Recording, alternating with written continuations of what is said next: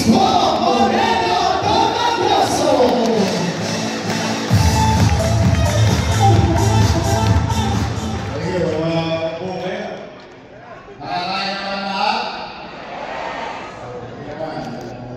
Happy birthday!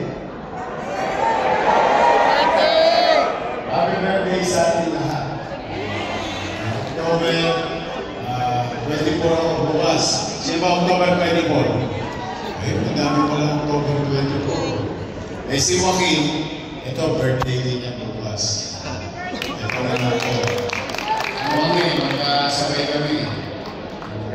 Nagtanong mo ng kami ng gabi. Ang tawag ko yung destiny na lang sa loob. Gusto yan ko, mag-inumalis natin lumabas eh. Kami yung dalawa sa pamilya yung birthday. But anyway, it's your birthday. It is this program, yung sinimulan natin ito noong July, August, and this is our fourth month. This is one way of showing, by your city government, showing gratitude to each and every one of you. Pinagpapasalamat ng inyong pamamalusod kayo ay maging bahagi lagi. Napakalaga ng inyong partisipasyon ng paglilinis, pagsasaayos ng ating siyudad ng Maynila.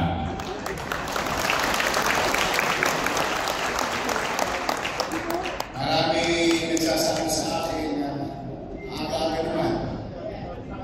Eh bakit? Pwede naman maging kakaiba. Kailangan ba paghalalan lang natin makikita yung mga barangay official?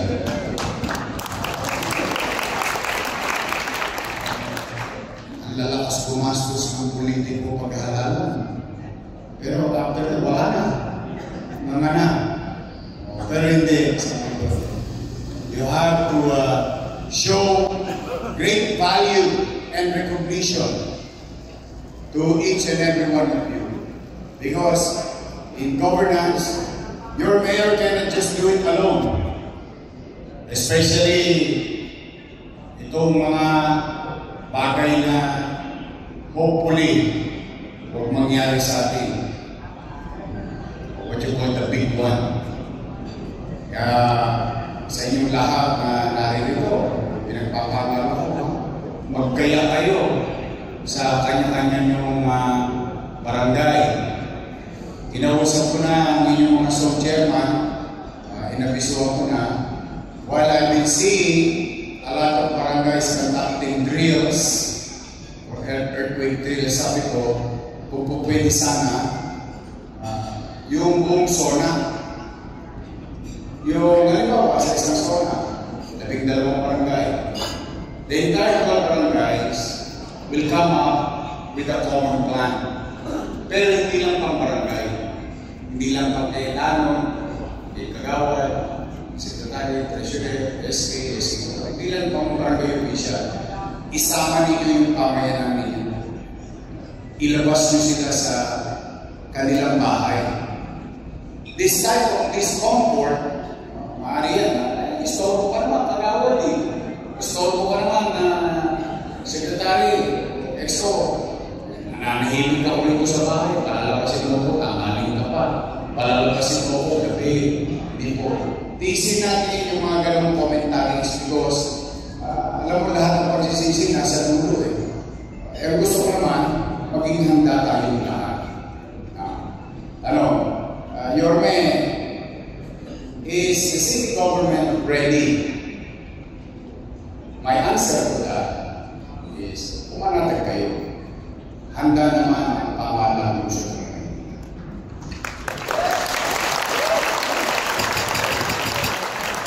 Pangalawang tanong, gaano tayo kahanda? Hindi ko masasagot. That I cannot answer. Why? Because I cannot predict yung laki at lakas ng posibleng tumama sa Metro Manila. That I cannot quantify. I can only quantify what resources we have, what preparations that we're doing, and activities that we are conducting, and there is a quantifiable effect of that kind of exercise. But then again, hindi naman natin mauna gaano kalakas yung tanong, Yorme, may matidisgrasya ba? Ang sagot, opo. That's the sad part.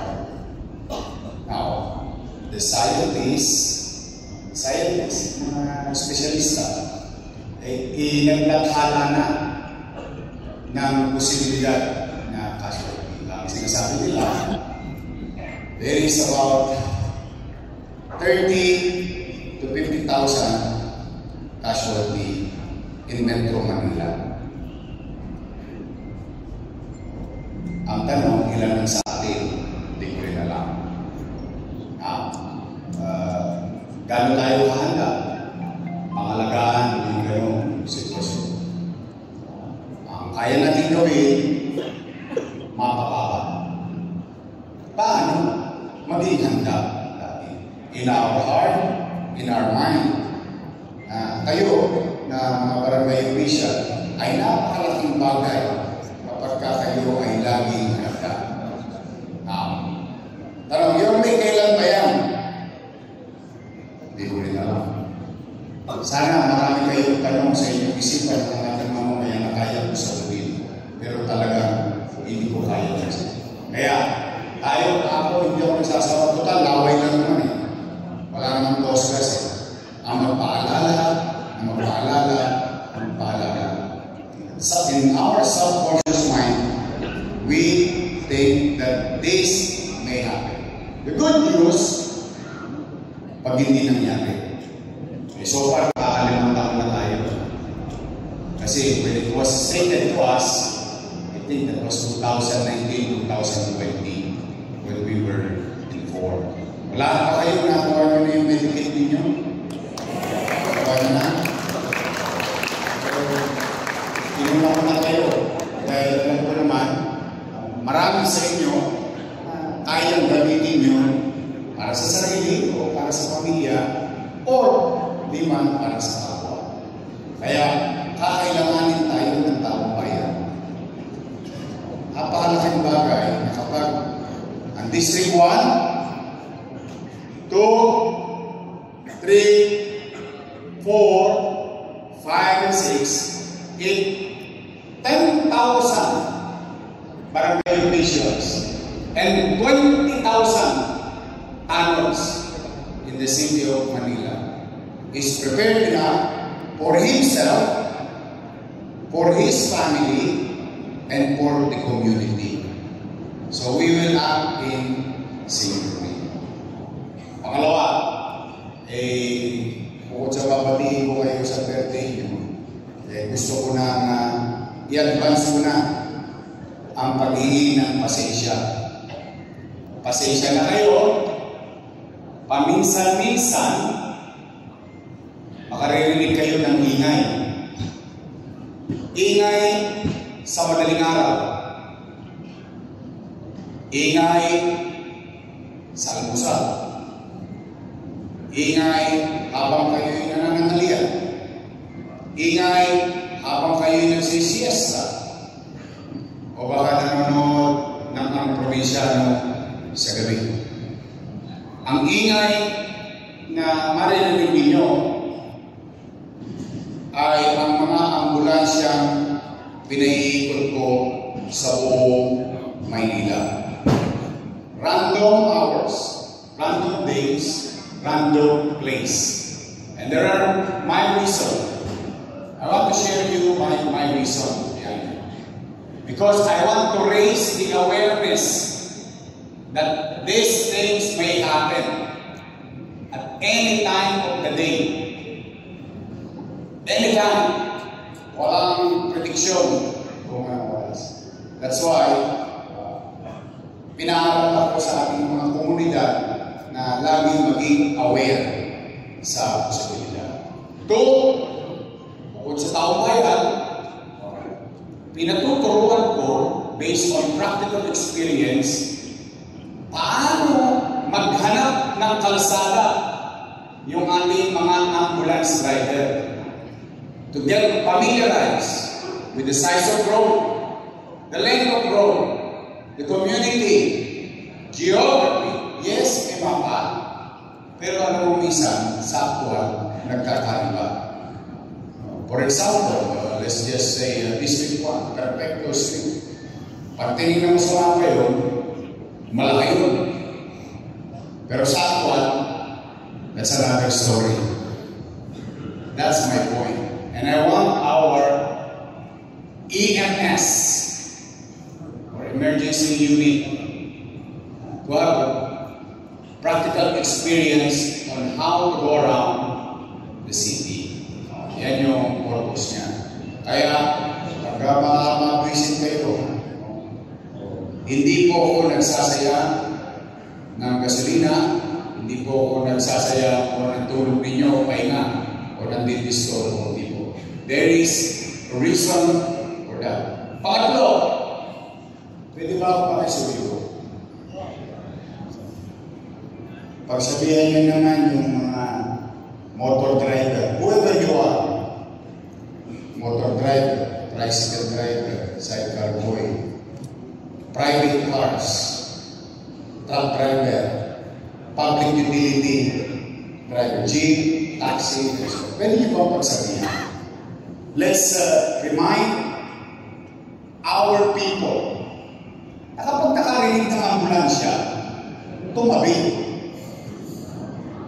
Kasi gano'n naman talaga. Pag nakarinig ng bumbero, tumabi. Hindi yung ambulansya sa likod, ayaw pang tumabi.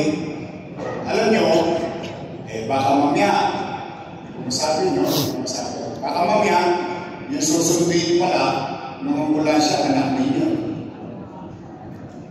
Baka mamaya, ang susunduin pala ng ambulansya, tatay nyo, nanay nyo, o kamag-anak. Because if every seconds that we delay, we may lose lives.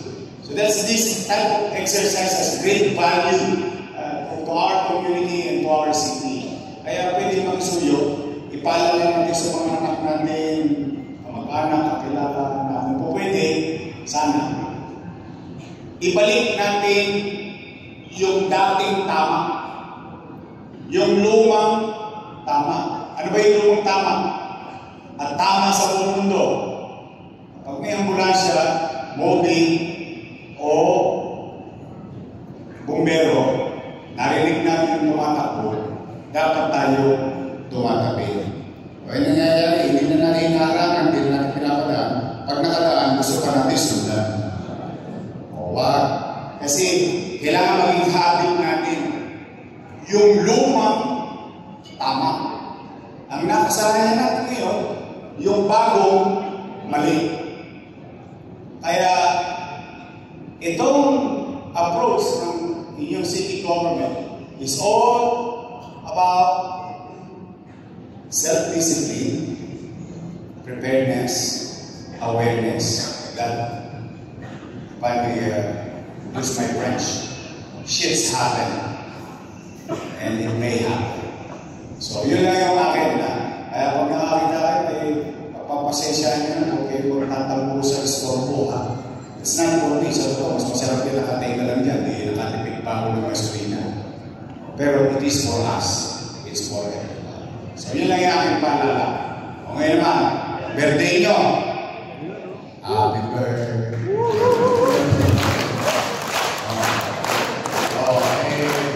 Siyempre, kailangan magkantahan tayo. Meron na kayong mga cake, little cakes sa mesa nyo. Pakipatay ng ilaw. Pakisindihan nyo nga yung cake. Joaquin, talaga nyo. Pareho naman tayo ng birthday.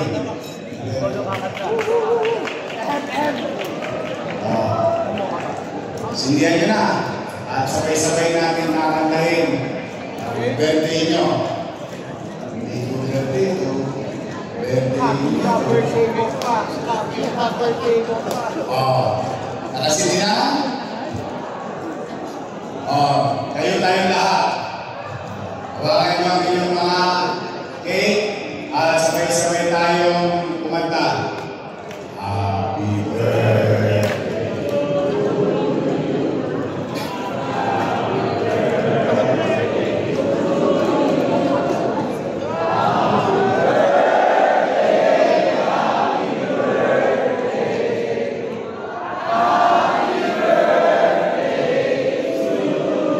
Sabay-sabay masaya.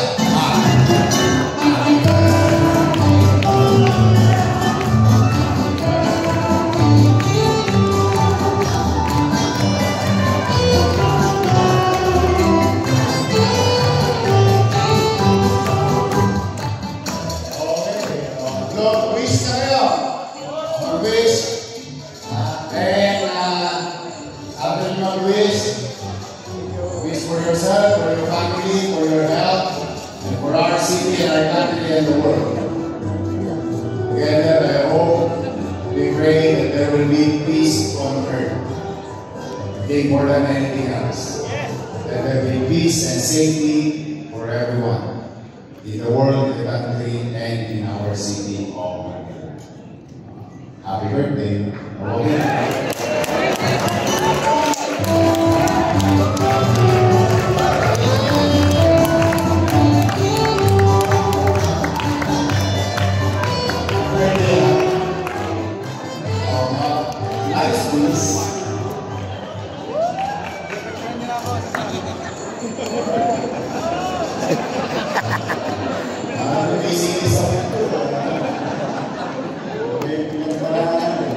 Anyway, again, happy birthday. Now, ang wish ko sa inyo, ako nasabi ko yung wish ko. Ang wish ko sa inyo, kayo, marami pa kayong birthday. Kasi next year, magkikita tayo ulit. Taon-taon ko, buwan-buwan ko, para sa ating mga kasama na barangay official sa Lungsod ng pagkatapukan nyo na yan pinagsasaluhan natin. Pinipilit ko lang iraos dahil ang alam ko, marami naman sa inyo may pera. May pambili naman ng cake o may panganda. Pero may ilan din tayo mga kasama. Mas makortihin nila na ibili nila ng bigas ng birthday. Kaya gusto ko, in our own little way, magsama-sama tayo. Magsama-sama tayo. Paano ba kayo magdala? Di ba? Masahe pa kayo. Punta rin mo. Masahe pa kayo? Ha?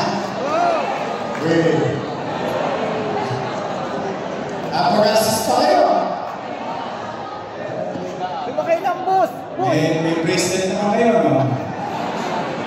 Huwag niyo mawagayin niyo. Ano sir? Gusto ko naman kahit paano, kung nga pala, bawat isa sa inyo tatanggap ng sarili niyong cake. May sarili kayong cake. Mag-iuwi ninyo sa bahay nyo. O tapos, mamaya, hindi naman kayo uuwi luwaan. Sino ba hindi pa nanalo? Para rin kayo nanalo. Pero, pag nagpapakara ko, magtotong ako. Pero mamaya, maybe you buy something for yourself, little memories, or maybe to your grandson and children. But for now, ang wish ko, with all honesty, I want you to be safe and be healthy. Yan ang wish ko sa okay? Ngayon, nagparato yung mga musikal. Wala namang magagawa. Ito na yung parang masakit sa katawan. Basta sa naman. O sige, nagparato yung mga musikal. So, pati si Congressman Ernix, nagparato na, di ba? O mga taga-district 1, nandito dito si Congressman Ernix. Di ba ba? Si Congressman Ernix Chen. O si Vice Mayor Chief, nagpapagod din ng pagbati sa inyo. Nasa Estados Unidos lang siya. for an important activities. No? But she wanted to greet you also. Happy birthday. Ngayon, ako naman, sige, bubulot ako ng 6, isa bawat sa distrito. Mananalo ng 10,000 pesos.